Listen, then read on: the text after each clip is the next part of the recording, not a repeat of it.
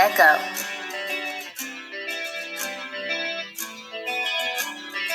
The first step toward defining your own road in life is letting go of the external pressures that can set you on the wrong course. No matter who you are or where you come from, we all get bombarded with messages about who we are, who we should be, what we're capable of, what success looks like, and on and on. These messages come from everywhere.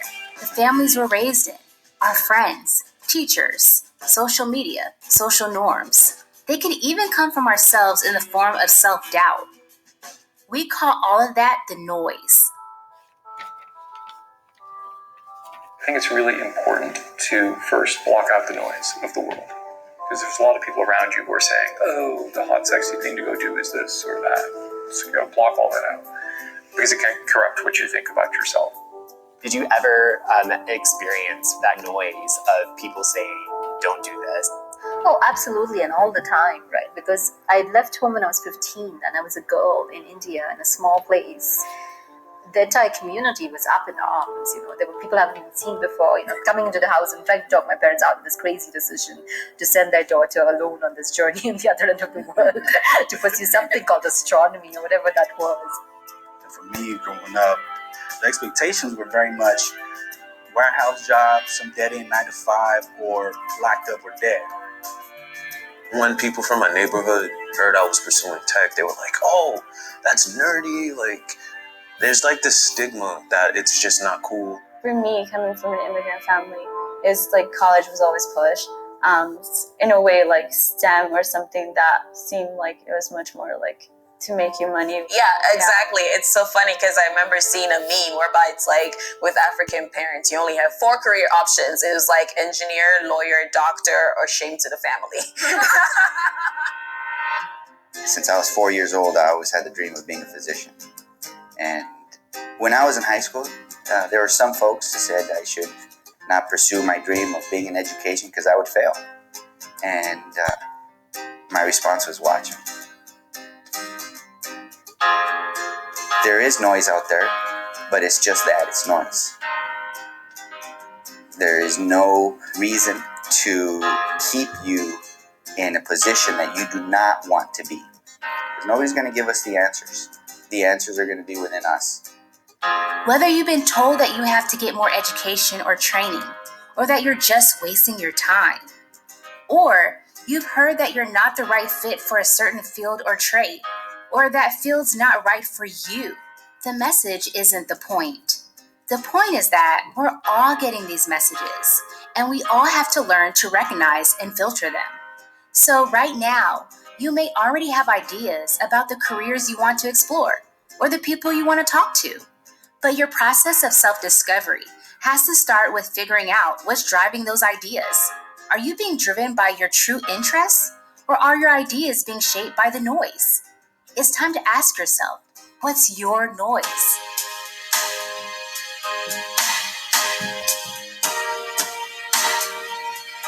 If you're not careful, those messages can put you on a path that doesn't align with who you truly are.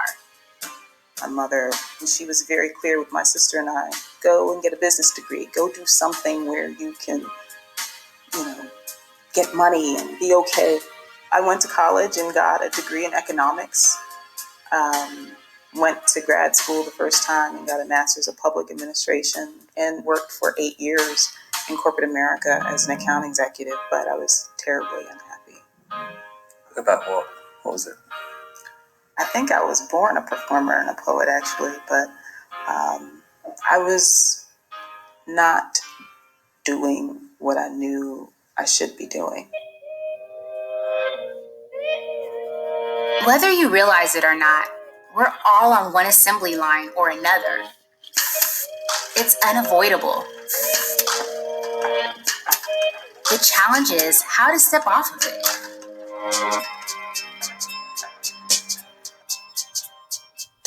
For the longest time, people thought, well, success is about making money, right? It's so you make a ton of money, you buy a house, That's what success is, right? I've been places where people are just so burnt out when you try to talk to them. All they want to talk about is how much money's in their retirement fund. They just want to get out, right? They work, nose to the grindstone for decades just to retire, right? I would rather, enjoy the journey. How often do you get to say that even if I won the lottery tomorrow, I'd still show up to work the next day? How did you go from doing this career as an account executive to actually taking on writing as a kind of a career? You come to a cliff and you jump off.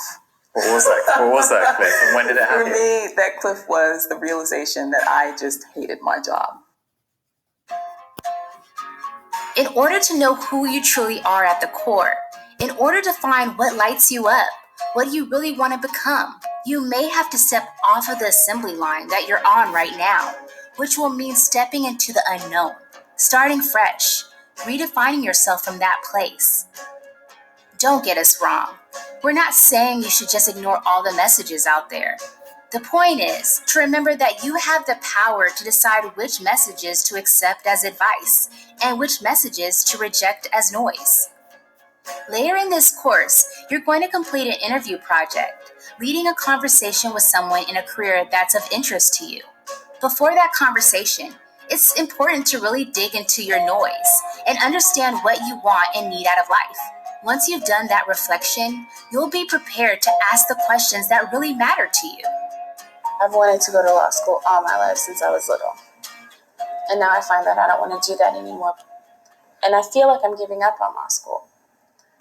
So what is giving up and what is just deciding to do something else? Man, here is the key to the cell that you've created for yourself. So my mom and them is expecting me to go to law school, not because they told me, but because I said that's what I was going to do. But the bottom line is you created that cell. Nobody else created it for you, which means you got the keys to say, you know what, y'all, I changed my mind. I don't want to do this no more. And if people agree or disagree, so what? They don't have to live your life. They don't have to go to work every day. They don't have to pay your bills. They don't have to raise your children. They don't have to be the ones that are responsible for your light and your gift. But so often we confine ourselves to this little box of doctor, lawyer, engineer, teacher, business person. Free yourself, sis. This is my key. You go in your head and think of all the reasons why it wouldn't work. Oh, what if I can't make enough money to pay my rent? Oh, what if it doesn't work? But you have to flip that, because if it's something you're really passionate about, you have to think all the things that could happen, right? Everything else falls into place. In order to build a life that's true to who you are, you may have to first strip everything away and get back to a blank canvas, a fresh start. Reject the idea that you already know what you're capable of. Clear away all the voices that are questioning your skills and stopping you from exploring your untapped talents. Know that beneath your surface, there are parts of you that have yet to be unearthed. Once you get back to a completely blank canvas, you can start building a life on your own terms and leave your noise behind.